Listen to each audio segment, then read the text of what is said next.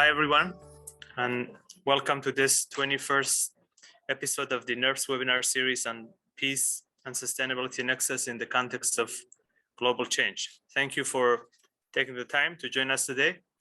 I am Sharifi, professor at Hiroshima University, and I will be your moderator for today's webinar. If this is your first time joining this webinar, the Network for Educational Research on Peace and Sustainability, NERPS, is an international network of educators, researchers, and practitioners collaborating towards the advancement of peaceful and sustainable societies amidst global challenges. The theme of today's webinar is minority languages and interethnic peace through a linguistic perspective. And we are honored to have Dr. Asadpour with us today. Some housekeeping reminders. The webinar is being recorded and will be shared through our website and social media following the event. If you have questions or comments, you can type them in the chat box or in the Q&A box at the bottom of the screen anytime during the webinar. Please just make sure to mention your name and also affiliation when adding your comments and questions. Dr. Asadpour will talk for about 30 to 40 minutes. And then we have time for discussions, questions, and also answers. If you would like to ask the question directly by yourself, please raise your hand and we will enable your microphone. Now, let me briefly introduce Dr. Asadpour.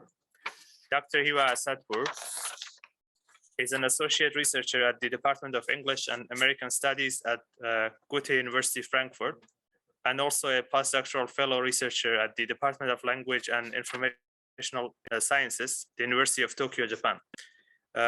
He completed his PhD at the Comparative and Empirical Linguistic Department of Goethe University. And for his PhD, he worked on word order variation and its typology of languages in the northwest and west of Iran. In particular, he discussed various factors which trigger word order variation, such as contact-induced change, discourse pragmatic, semantic, and also morphosynthetic factors. Thank you very much, Dr. Asadpour, for being with us today, and the floor is yours.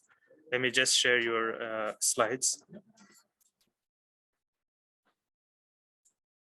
Thank you very much, Professor Sharifi, for providing this opportunity to be today with you. And this is really a lovely place. Today, I'm going to talk about something different than what is about energy, engineering, and this type of stuff. And I would like to invite you for a journey, which is more of the humanities side. I would like to start my presentation with kind of personal type of feeling and perspective. And then I will bring you through a general overview of the region, the language which I'm going to talk about. And at the end, we will discuss some topics about linguistics and how it can really promote peace and in a sustainable way. The photo that you see in the first slide, actually, this is my personal point of departure. The city called Sardash in northwest part of Iran. The tableau that you see, Hiroshima Street, it is a street named in the city in the honor of Hiroshima's history. But why the city? I born at a time when this Sardash was bombarded with chemical weapons, so I faced with that. And this is the reason that I would like to see the connections, how I came up from Sardash to Hiroshima, and it's really special for me to be here today. And at the right bottom side, as you see, it is written "Sol," which is peace. And at the bottom of the statue, in different languages, it is written the peace in different languages. And this is a statue in Tehran, which is in the honor of Hiroshima and Sardash chemical bombardment at the time. So, but why Sardash and why this departure? Actually, this is a small part of a larger area, which I'm going to invite you to travel together. This is a Google map where I'm going to show you where we are landed. On the left side, as you see in the black box, it is Western Asia. Of course, I'm not going to talk about Western Asia as a whole, but I will specify it more in details. But before that, Yeah, as you see on the Google map, this is an area where I'm going to invite you to travel together, and I would like to guide you through Western Asia. Before that, I would like to give a flashback 118 years ago. As you see in this map, which is part of that Google map, the recent one, we have a map which shows Ottoman Empire on the left side in green, and on the right side, Persian Empire, which it was at the time of Safavid. And here there are a couple of points which I would like to highlight. And the first point is that there is no geopolitically borders. That means we have only the Ottoman Empire and the Safavid Empire at the time, which politically there is no characterization in terms of language, nationality. Mainly religion is playing a role. But another point is that at the time when there is no borders, the migration and intercultural, interreligious contacts among various types of nationalities and ethnicities is really important. For example, as you see, this one, which I would like to highlight, is a migration of few tribes started in Anatolia, going through Iraq, Syria, Mesopotamia, then further to the central Iran and even some parts of Iran, and going back again to the north of Iran and Anatolia. So you see that there are a lot of contact among different languages, cultures, societies, which is nothing clear here in this map. Now let's go a little bit further to the future, like almost 2 decades later, we see a different types of map. And in this map, what we see, there are classifications of the region, the French part, the British part, the Russian, so it is classified. Now we see that new types of identities will emerge and the people will react to it. To be more specific about the region where I'm going to talk about, I would like to show you this map. What I'm going to talk about here, first of all, this map is the linguistic distribution of various types of languages in the region. And what I'm going to highlight is the red part on Far East area, like to the Turkey side, North Iraq, Syria, and Iran. This is called as Kurdistan, which of course, officially it is not existing, but it is populated with the Kurdish basically language societies. And of course, it is not specifically Kurdish. There are many more, like Armenians, Assyrians, the Azeri Turks, Turkmens, etc. This is exactly the area where I'm going to talk about linguistically today. And the Kurds are not just distributed in this area. If you look at the far northeast Iran to the borders of Turkmenistan and Afghanistan, again, there is a spot where we see a red zone, and that is also Kurds that at the time they have been forced to migrate from far northwest to far northeast. And of course, the Kurds are distributed in many other regions. So this is an area where I'm going to talk about some linguistic features and the conflict zones of basically various types of identities, languages, and these type of basically talks. So what is important here is to point out language contact. So in this area, Persian as Indo-European language is the official language of Iran. Armenian, another Indo-European, like a language spoken in Armenia, and of course in the beyond the area as well. Turkish, the language, the official language of Turkey. Azeri Turkic, which is also spoken in Azerbaijan, Baku. These are the official languages which are the superstratum in their area, and they are suppressing basically the other minority languages in terms of education, in terms of language standardization, in terms of communication, because these are also lingua franca in each country for these areas. The other language, dominant language, is Arabic, belonging to Iraq and Syria. And there are also other minority languages like Jewish Neo-Aramaic and Christian Neo-Aramaic, which are two distinctive dialects of Aramaic. Aramaic is the language of Bible as well. So we see that there is a huge intensive contact among these languages and cultures. So definitely there are a lot to pay attention while we have such a kind of contact. I would like also to point out about language policies in the region. So the official language in almost all of these countries is forbidden for the minority language. I give you an example. For example, in Iran, theoretically, it is possible to teach in other languages, but practically it is Persian. So we don't have, for example, other languages officially taught.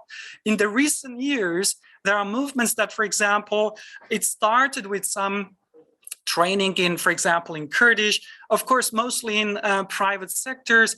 However, there are Kurdistan University and a couple of other organizations which there are possibilities to teach, but these are more recent movements. In Turkey, the language policy is that there is Turkish as the standard and the existing language, and the minority languages are suppressed. So education is fully in Turkish. In Azerbaijan, it is Azeri. In Armenia, it is Armenian. In Iraq, the scenario is different nowadays because until 1979, it was Arabic, and after like the attack by the Americans and when defeating Saddam Hussein, then Kurdish in the north parts of Iraq became an official language for the Kurds. So they started to train and to teach in Kurdish. And in Syria, up to more recently at the time of Daesh, which appeared, the Kurds, even they didn't have identity cards or any kind of passport and nothing. So basically they didn't exist at all. But as we see, there are, and the people are resisting, and they're trying to be taught in their language, in their culture, and to learn through different generations.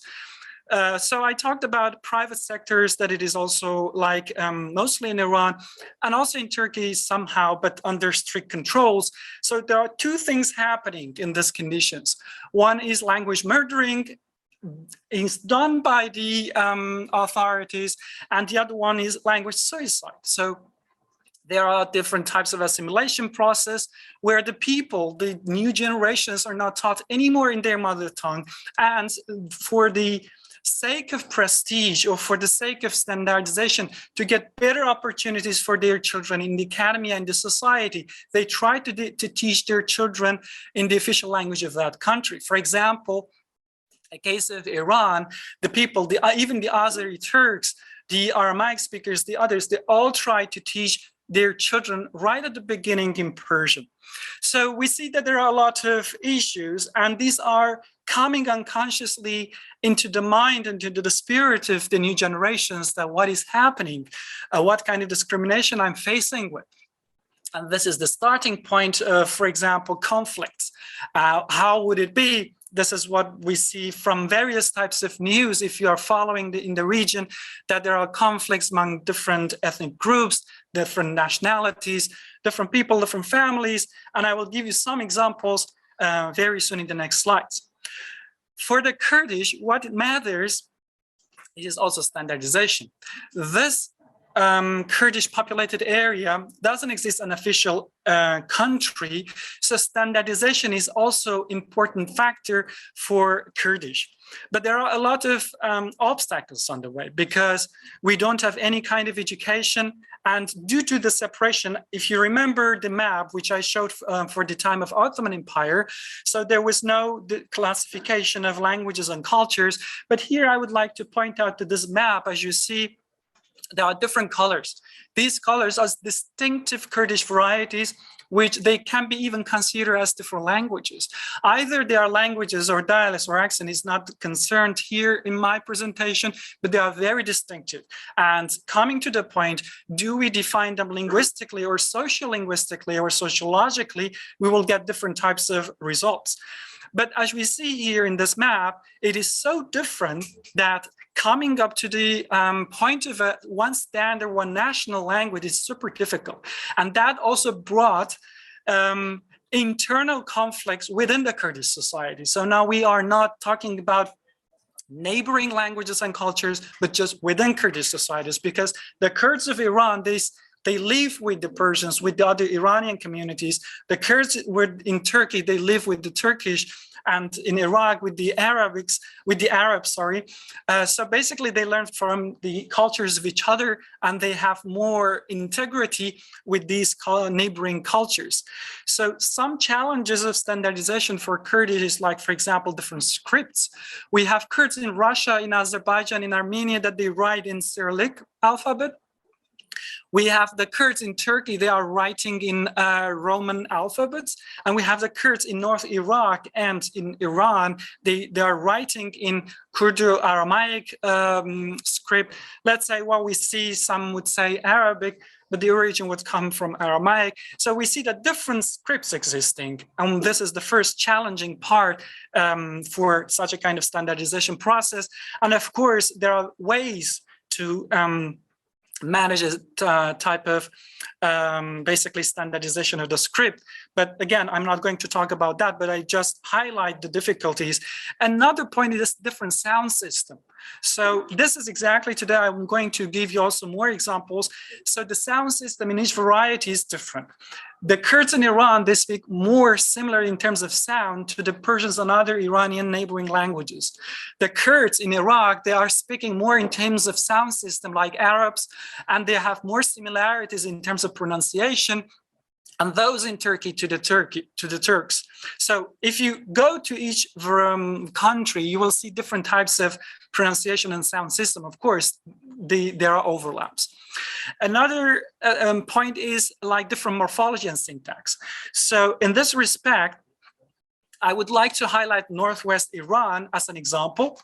And what do we have here? This is from my fieldwork. I traveled to each red point that you see in 2003, different villages, different areas. And what I have done, I interviewed the people, I collected the folklore, narrative, free speech to find out what are the differences among different varieties in different villages and different cities. As we see, there are various types of syntactic difficulties and differences and complexities for different languages, for different varieties. I'm not going to talk about like to pronounce all of these sentences, but I just pointed out these examples here to show you how different the linguistic perspective for the Kurds only in a very specific area is. And a larger context, it is much more complex. Another example is, for example, these syntactic structures. Again, these colors, that even in the previous map, point out to different language varieties. So the red is a specific area which is like an island. The red one is far different from the northern areas. So the northern areas are called as Kurmanji. The central areas, which is a combination of green, blue, and red, are considered a mix of Sorani and Kurmanji, and the southern areas are Sorani varieties. So in this area, we have so much diversity. Now, I would like to invite you for a more difficult situation in terms of identity, which is super kind of problematic at some point for linguists also to decide either they are Kurds or these varieties are Kurdish or not. I point out to these two boxes. These two black boxes are two different varieties. In the northern in Anatolia, in Turkey, today's Turkey, it is called Zaza. And in the other one, it is Halrami. So some linguists, they say they are separate languages. Some would say they are similar or a variety of Kurdish. We have different types of opinion. Either they are or not. Again, it is not the point here to classify, but I would like to highlight that these are the points of conflict in this area. So if we define it sociologically, then I would say based on the identity, the people, majority of the people that I interviewed, they consider that themselves to be the Kurds, but some not. Linguistically, they have so much differences that you can say they are separate languages, or maybe they are languages connected to each other. So which one would be, again, here we are not going to decide about that. But my point of departure was basically to show you the complexity in terms of language, in terms of phonology and sound system, in terms of syntactic structures, and how complex the area is. And it's mainly because of these political borders that have been drawn about 100 years ago that brought such a kind of complexities to the region and for these nationalities and minority groups. So what to do? There are ways to manage and to stabilize the situation. Through my fieldwork, I came up with language variation. I showed you various types of colorful maps and also examples of different varieties.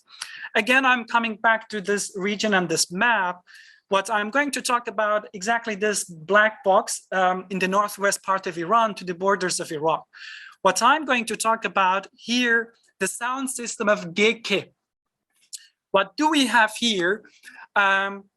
Basically, there are 4 stages that I classified, that I found out in my data during my fieldwork.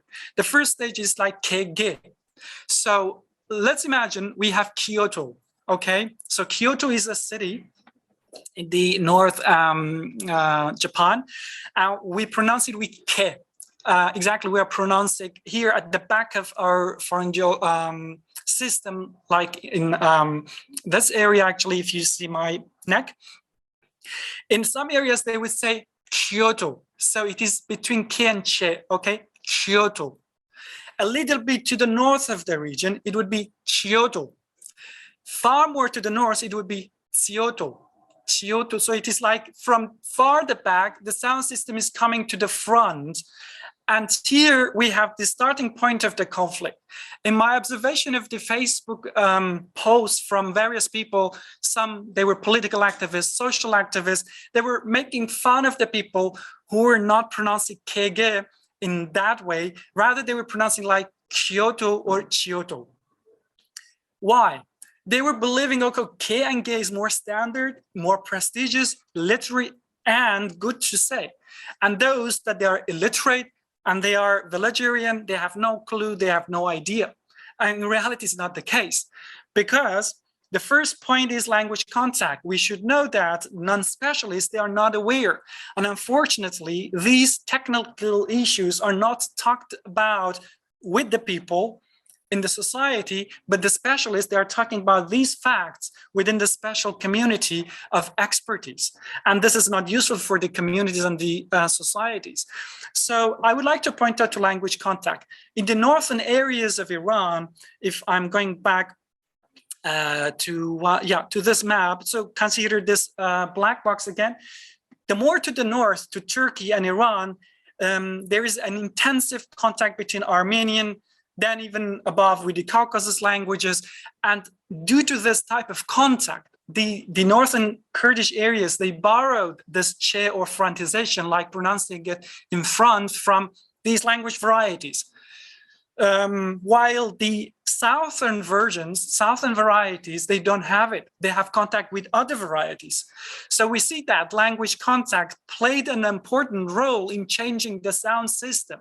And if we will be aware about these type of changes, this type of language contact, which might be in any parts of the world, not specific to this area, even it could be in Europe, or in Sri Lanka, or I don't know, East Asia, everywhere, then we face with these things. Another thing which I would like to highlight is the word heart. If you look at the white box, it is pronounced do with a dark L. The blue one is zir.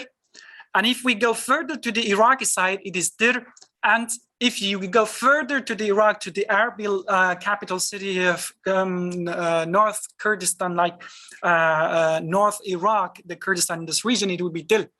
Again, some people who pronounce dil with dark L, they like make fun of those that they are pronouncing as dil or dir.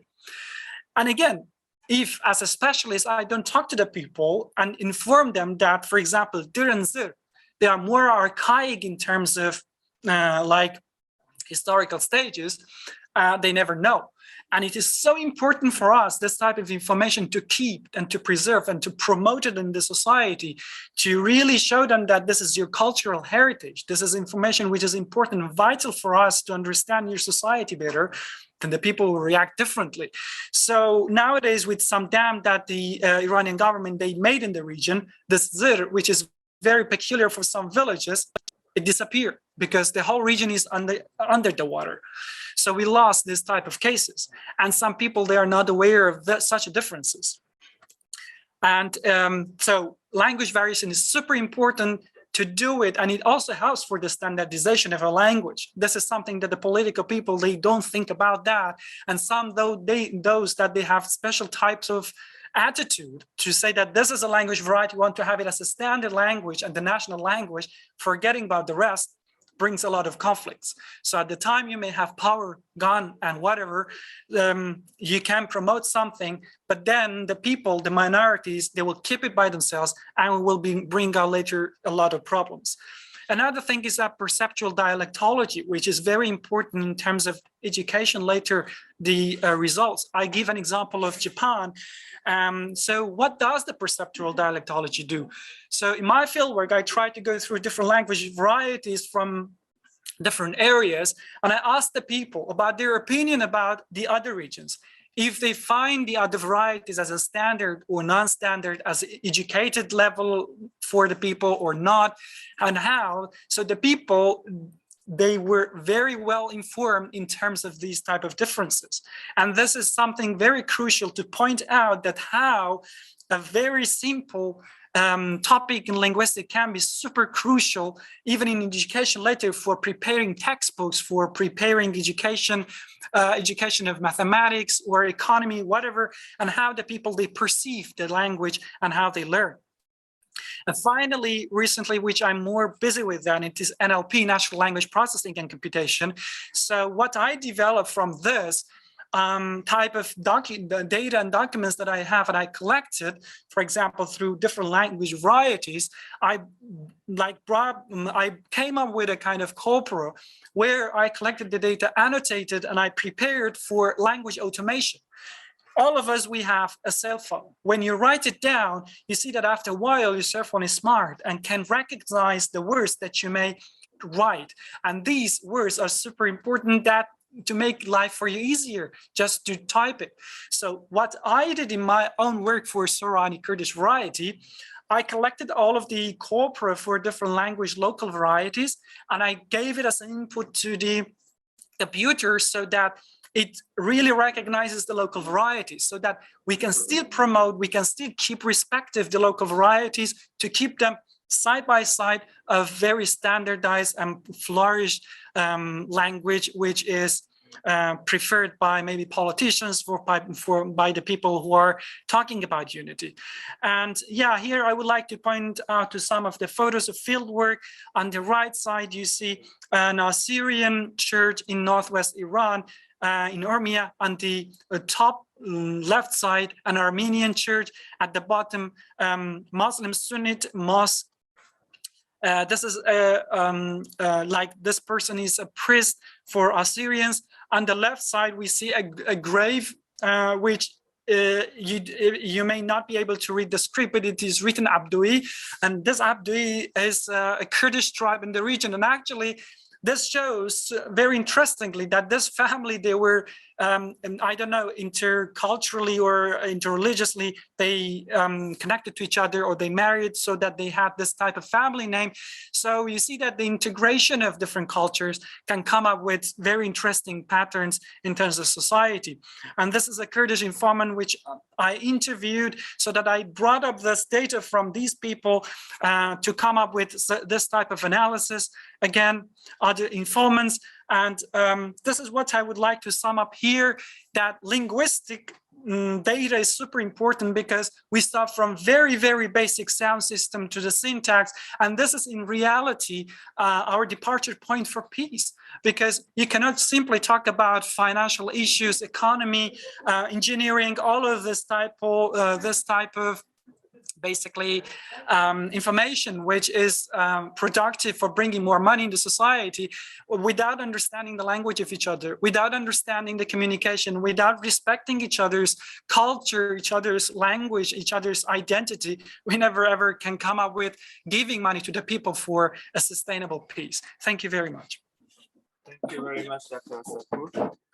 So now we have plenty of time actually for questions and answers. So I would like to open the floor for comments, questions, and answers. So again, even the online participants, please feel free to raise your hand and we can take your questions. And also the participants in the venue, please let me know if you have any questions. Yes, Tika-san, please go ahead. Maybe you can come to the front. Yeah, I'm Tika from Indonesia, and now I'm a student at IEDP, International Education Development Program. Yeah, it is very interesting because when I was undergraduate, I also learned about language. I mean, linguistic in a linguistic program. So I just I'm curious about the background of your respondents. I mean, were they from old people, only old people, or from the new generation? Because maybe it seems like there will be a different mindset of the people regarding their language or local language between the old and the young people. Like in my country, Java, as my Javanese as my first language, nowadays, not so many new generation are proud to use it like that. So I just want to know the conditions on related to Kurdish language. Thank you very much. Okay, thank you very much, Ika, for your question. Yes, I had different informants from different generations, very young to the old ones. So each of them, they had different types of opinion. Overall, there are different types of respondents. For example, it was interesting for me that the elderly generation, they were very aware about various types of varieties, various types of identity issues, and they were really respecting the other neighboring areas. And this is intensified in the new generations, which they have more electronic media, for example, mass media, social media, contacts, and they even resist far more than the elderly generation that they didn't have any kind of facilities to communicate. So I would say that in terms of identity and language attitude, nowadays the new generations, especially in the Kurdish areas, it is much stronger than before. Even before, like in terms of comparison with the elderly generations. Why? Because in the North Iraq, we have Kurdish autonomy area that they are training, educating in Kurdish, while in the other area we don't have. And nowadays the people got awareness that how crucial and vital it is to survive in terms of communication, in terms of respecting each other, and to make life easier in terms of learning and in terms of education. So I would say nowadays it is there are like overlaps in terms of language attitude, that this is my language, I want to preserve it, I want to keep it, and I want to respect the other languages and the other neighboring cultures.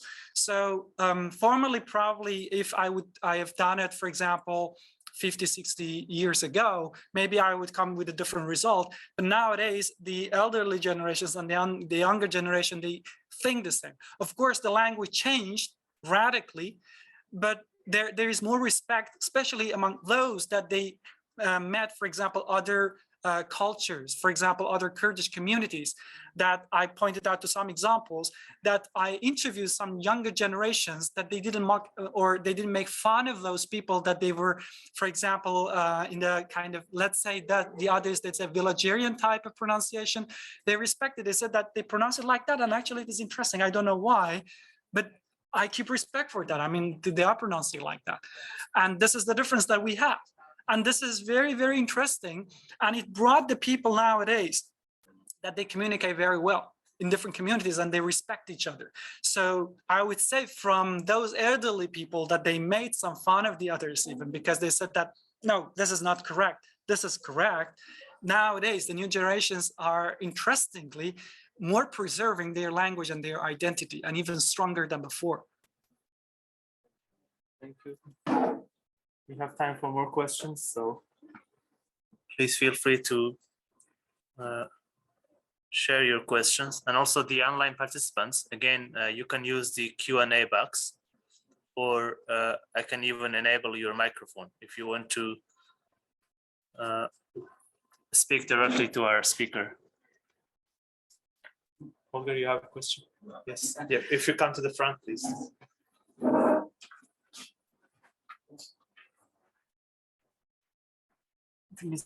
Yes. Please introduce yourself to the. I think you can just sit and introduce yourself to the audience. So I'm Holger Hofmann. I'm from Science and Engineering. Yeah. So yeah, my question would be, it's very interesting to hear about some details of Kurdish society nowadays. There's a lot of change going on. I was wondering, looking at it from this perspective, how to make a connection to other experiences going on in the world. You made this short connection to Japan. It's very interesting. So you made this short connection to Japan, which is very interesting. So I'm from Germany, and there's some similarities here, Germany and Japan. I guess what we see in Japan and in Germany is that also people are going back to traditions. Also, they do it much more privately, not so much in a context of political change. So I was just wondering about this point. I thought it was very interesting.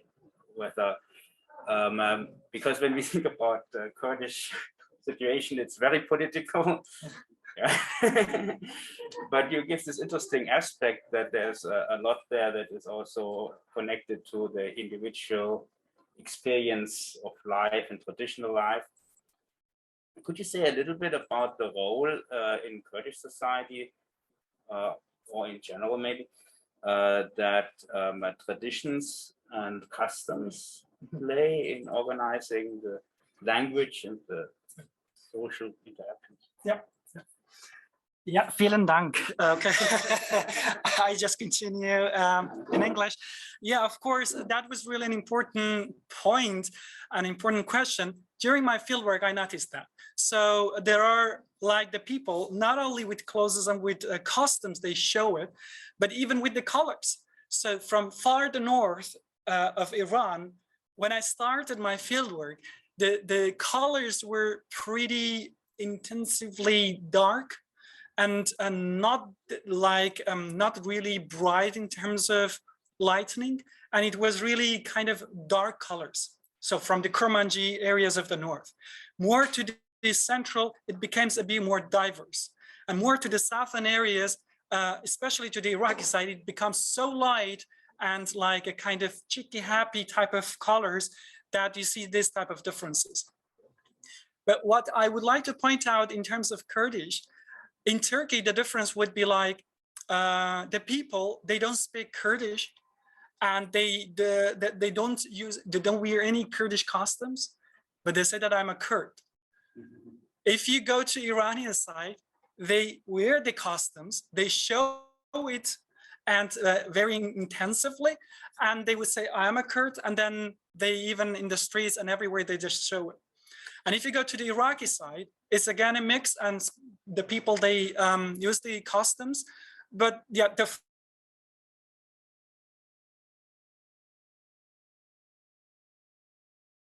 in the Syria nowadays, so again between the men and the women, there is again the difference. So like in the Turkey and the Kurmanji side, wearing the costumes, the traditional costumes for the women, it is more common than the men. While in the Iranian side, for both the men and women, it is common. So both of them equally, they are just trying to cover themselves by these costumes.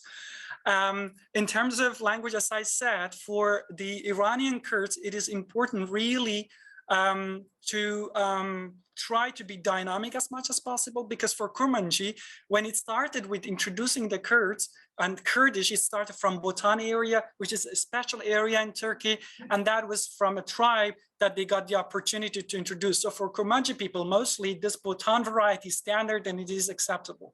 For the Sorani varieties, for example, it is diverse, like those that would say there are a couple of departure points in this Sorani variety that they would say, okay, these are more literary language, but still the people, they are linguistically well aware that we have to really take into account various types of varieties. by pointing out a connection with the other. Well, let me just point out to German.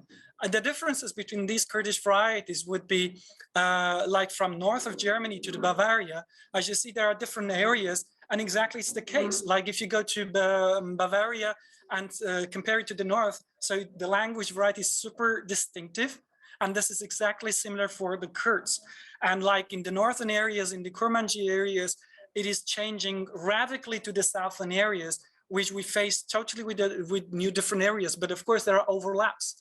So if you move from Germany to Österreich or Austria, or to go to the Dutch area, Netherlands, you see step-by-step language varieties changing. So between the border of Germany with the Netherlands, you have more similarity than with Bavaria. And so there are distinctive patterns in both sides. Why? Because of language contact. And this is exactly happening in the Kurdish areas. Like those Kurds that they are dwelling with the Persian speakers, they have more similarities in terms of sound system, in terms of even linguistic structure with the Persians, while the Kurds in Iraq with the Arabs, while the Kurds in Turkey with the Turks. So you see that there are, like everywhere in the world, we have similar situation. The only difference is that here, Kurdish is not yet officially, like it doesn't have an official language like Hochdeutsch or Standard German, or like Standard Japanese, or like Standard Turkish. Since still it is oral and the people, they are communicating orally with each other. And of course there is written form as well, but not anyone is writing in Kurdish. And recently people are trying. So this is a situation that still we have this diversity in Kurdish. And the diversity is more complex in comparison with German or other regions. I mean, speak closer, the audience. Okay. Yeah. One thing I'm still a bit curious about is also the social interactions like festivals and so on, which certainly plays a big role. Sometimes also in shaping language, I think. What kind of traditions? In terms of traditions, well, again, in different countries like in Turkey, Iraq, and Syria, and Iran is super different. For example, in one of the festivals that connect the people is Nowruz, which is the New Year. And the people, they have a similar tradition in this respect. So what do? They all go to the mountains and they turn on like the fire. And this is the way that they communicate. But again, like another common point of this tradition is like the people, they are also dancing at the same day. While for other events, now we have differences. For example, depending on which country, we have different times for like having these social ceremonies. But I would say some religious rituals, they are common in the Iran and Iraqi side of in the Kurdish societies, while in Turkey and Syria it is different. So two different types of mentality are coming up from these two areas, and makes them very distinctive from each other. Might be a little bit like northern and southern Germany, actually. Yeah. So it is really distinctive in this respect. Thank you very much. Other comments, questions? Yes, could you come to front?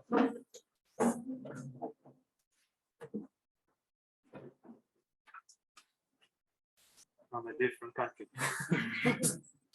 Alva, please introduce yourself. Thank you. Hello, my name is Alva. I'm from. Speak up. Hello, my name is Alva. I'm from Sweden, from Lund University, and I'm wondering what you think about establishing Kurdish sovereignty or a Kurdish nation. How important would it be to create a standardized language? Thank you. Okay, thank you for this complicated question. In reality, this is a matter of debate. So first of all, to have this Kurdish sovereignty, it is super important for many. Either to have it or not, or how we can have it, it is a very complex question to answer. I pointed out to various types of complexities. I mean, first of all, in Sweden, probably you heard about the Kurds because a large diaspora of Kurds are in Sweden. And you see that there are a lot of motivation to the people that the Kurds, they say that, okay, I'm a Kurd and I want to have my land. And there are, of course, various reasons why they want to have their own sovereignty and why not.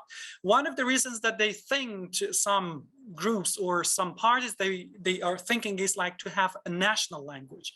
So the people would say, okay, it is very super important to have one national standard language variety so that we can have that unity. And many others, they would say, okay, it is super difficult to come with this point. I pointed out to these difficulties because we have a lot of varieties. How we can bring up all those together. Still, we don't have experts that they really scrutinize these varieties to detect where we have common patterns, where we have differences, what are the common points that we can put into one national language variety or not, or do we need to have a couple of different language varieties? To answer this question, it really needs a lot of experts to come up to sit together. I don't want to say that it is not possible. It is possible in the way that I said by pointing out to language variation. If we point it out, then we can come closer to the standard language, and either to have like this unity among the Kurds. It's not just the language now, because we need to pass this language difficulty at first point to understand what do we have. And after that, we need to go into the culture, into the society, because identity is shaped after years. Like the Kurds in Turkey, in terms of mentality, even they are closer to the Turks in Turkey. The Kurds in Iran, in terms of mentality, they are more similar to the Iranian side. And of course, they have close tied to each other as well, to each area. So for example, whenever there is an uprising or there is an event in Turkey or in Syria, the Kurds in Iran, they stand up and they go out, they protest. If it is happening in Syria, they do the same for the other areas. So they also have overlaps and they have common beliefs that it comes from certain reasons. So I would say, yeah, this language unity is super important to have it and to bring the people, and actually this is happening. So from the Kurdish region, the autonomous Kurdish region of North Iraq, where the language practicing is really active nowadays, and the people are talking, speaking, somehow it is influencing the neighboring regions. So what happened, the Kurds in North Iraq, the new generations, I was surprised that they don't learn any more Arabic. So like in the last, like those at the age of 20 or 30 years of age, they don't know Arabic anymore. And this, I find it pity, because still it is a neighboring language to know that. It is really good to know. While the Kurds in Iran, still they learn it. Why? Because they don't have this sovereignty and this autonomous, and they are learning in Persian. So the situation is that they have the textbooks in Persian and they learn it in Kurdish. The teachers, they are teaching in Kurdish, reading Persian, writing in Persian. And in the areas where the Turks are there, so in some areas, the material is in Persian, the teacher is teaching in Turkish, the Kurdish students, they have to learn Turkish. At home, they are speaking in Kurdish. So bringing all this together is super hard. And actually the north of Iraq is helping with satellite, with different education, with different, like recently they have for children and kids, like music in Kurdish. They have these textbooks are produced a lot, and they are really practicing it, and it is also influencing the other areas. It is just a danger of losing these local varieties, that if the experts, they come and to collect the data, that would be totally fine. And then the Kurds, they can plan to go for one language unity. Still, I wouldn't say that one language would be the solution. It won't be, but probably a couple of languages, because the languages are super distinctive from each other. Yeah, thank you very much. Other questions? Yes, please come from.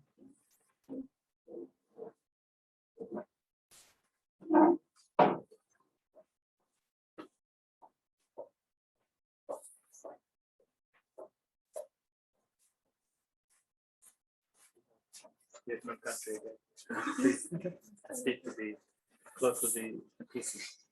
Hello, I'm Shashika. I'm from Sri Lanka, and Sri Lanka is also a multi-ethnic country, because we face also ethnic war, civil war, 30-year civil war. Now it's in peace building process in Sri Lanka. So I have that question also, because in your country, in which language textbooks? I think you already answered that question. So what is the textbooks? Is it biased to the majority? And how teacher teach the instruction language to the students? Is it separate to minority school or another minority and segregated school system in your country also. So I would like to know about the school system and I see. textbooks. Thank you. Okay, well, I point out to the school system in Iran, okay? And in Iran, as I said, the textbooks are in Persian. So these textbooks are produced without considering the minority cultures, without considering the minority languages. So they are all in Persian, and certain type of attitude is like trained. So the people, no matter if it is mathematics or if it is chemistry or if it is physics, etc., it is written in Persian. I remember from my side, for example, at the time that I was at school, it was more intense that the people, the teachers, they were also teaching in Persian, right? Nowadays, the teachers, they are training in Kurdish. So the textbooks are based on what is designed in this center in Tehran, the capital, by the Ministry of Education. They transport it through the whole country. And there are a lot of difficulties for the minority cultures because there are certain attitudes that it is really difficult to explain to the children. For example, the Kurdish children. For example, in terms of different syntactic structures, when I was going to learn Persian, I had a lot of difficulties to find out, okay, where I find overlaps with my own language variety, then I had to struggle a lot to understand, to find out more about that. But recently, the teachers, how do they do? I mean, it is just in a very local language variety, they just localize the standard textbooks. So this is what they do. So they have that common frame for the purpose of exam, for the purpose of national exam, whatever. So they are training the children, but they are making it localized text based in their own language, local language to the students. So they are training the students in their own local language. If they want to learn specific syntax of Persian, they explain it how it is in Kurdish, and this is the way that it is. So they learn, then the Kurdish children, they learn it. Depending again, what kind of subject it would be, then there are different types. Like another textbook is religion. Religious textbooks are super important because what comes from the center, it is talking about the, for example, Shiite attitude. While if you go to the Kurdish region, we have Sunnite Kurds, we have Shiite Kurds, we have Alawite Kurds, we have Christian Kurds, we have Jewish Kurds, we have Zoroastrian Kurds, we have, I don't know, secular Kurds, those unbelievers, and we have various types. And now you have to teach certain ideas to the children. What is happening? The teachers, they are localizing it. They are giving examples and resembling in a local form why it could be and how they think. So this is the way the education system goes. But this is in certain areas where the Kurds and the Kurds are there. They are using Persian as the language. If you go in the northwestern Iran to Armenia region, where we have 6 different languages at the same time spoken, then the scenario is changing. Why? In some, for example, in Armenia region, we have some areas of the city populated dominantly by the Kurds. So there we have the textbooks in Persian. The teachers, they are localizing it in Kurdish, and then outside they speak Turkish. In the dominant areas by the Turks, they are localized in Turkish rather than Persian or Kurdish. So the Kurds, they are learning the textbook in Turkish, in localized forms of Turkish, and they learn it by conceptualizing into Kurdish mentality then. So how it is done, it is very naturally done. There is no plan for it. It's just the art of the teacher who are trying to stabilize it. I have many friends, and even I have families that are teaching, and this is what they do basically. And it works quite well without having any needing for any extra textbooks. Thank you. Any other questions, comments? Also remind the online audience, if you have any questions, please feel free to put them in the Q&A. Yes, please come.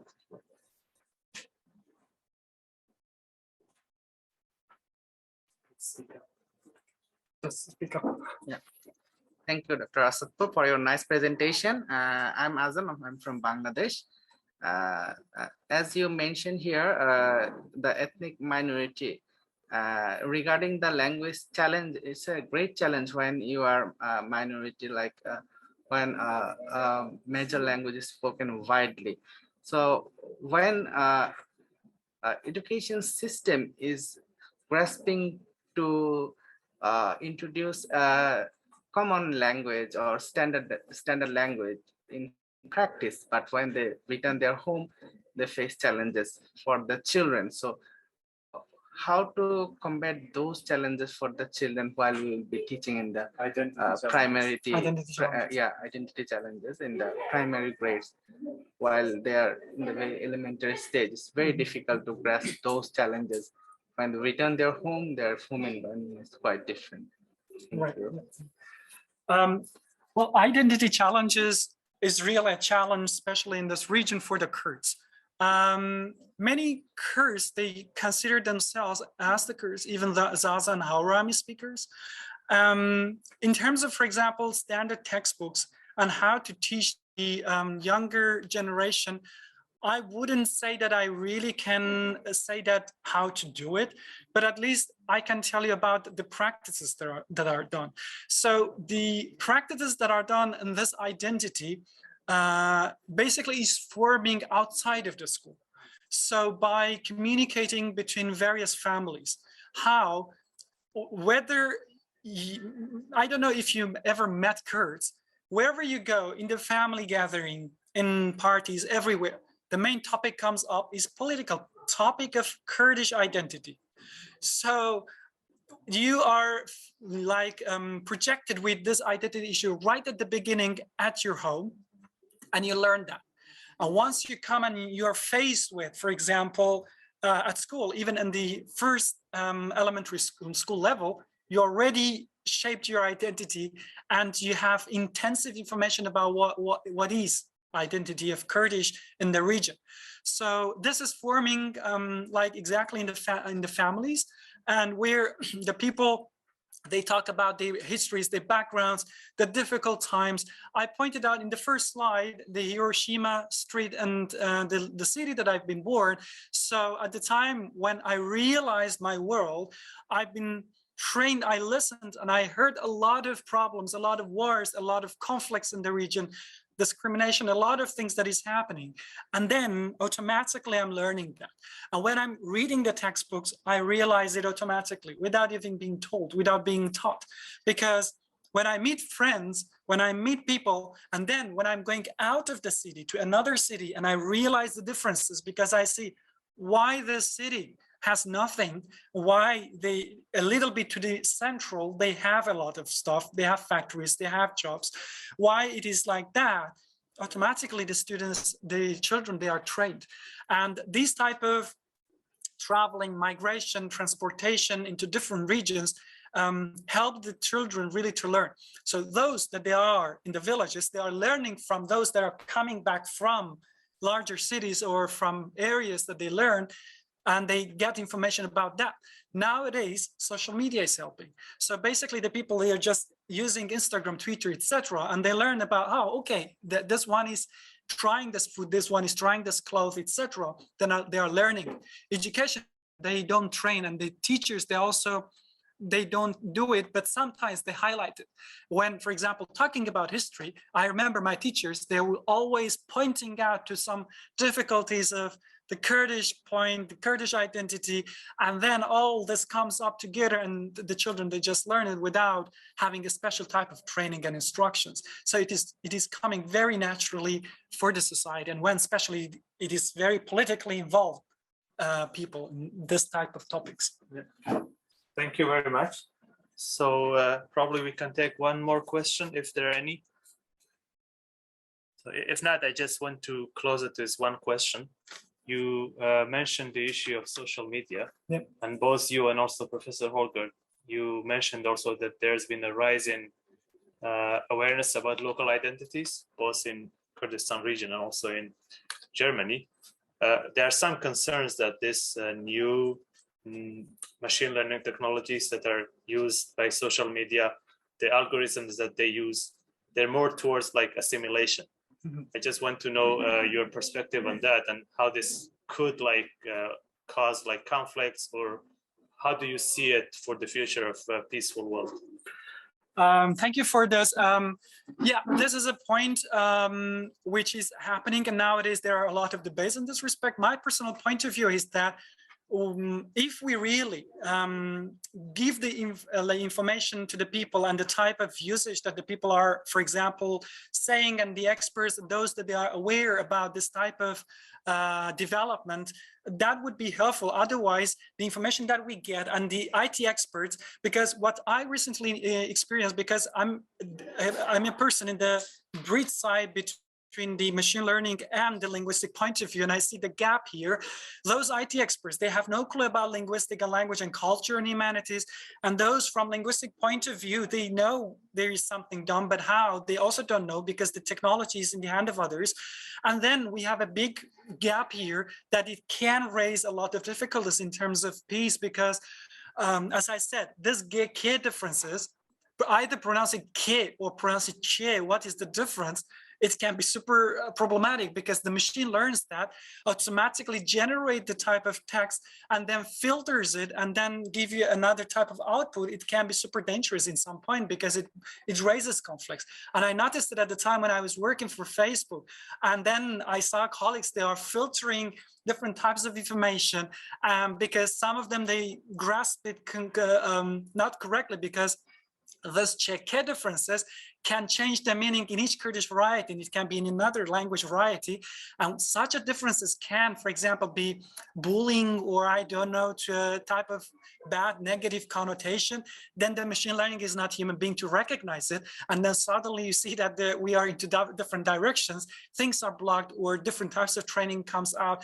So I would say for machine learning, artificial intelligence, and the type of softwares and app that we are developing, we really need to bring experts of linguistics and cultural and humanities together with the IT experts, so that we have a common ground, and then to promote the type of data, to annotate the data correctly. Otherwise, it would be super problematic, and it also brings a lot of difficulties in terms of conflicts, and it can also raise wars, maybe. Thank you very much, Dr. Asadpour. So on behalf of my colleagues at NERPS, once again, I would like to thank you for your excellent contribution to the webinar, and also to our audience here for your active engagement, and also the audience online for taking the time to join the webinar. So before closing, I would like to once again invite you to visit our website at nerps.org. There you can see more information about the previous and also the upcoming events. Plus, please subscribe to our newsletter to get more updates about our network. And next year in March, we will have a conference in Bangkok, Thailand from March 1 to 3. I just want to also make that announcement. With that, thank you once again, and look forward to seeing you again in our future events. Thank you.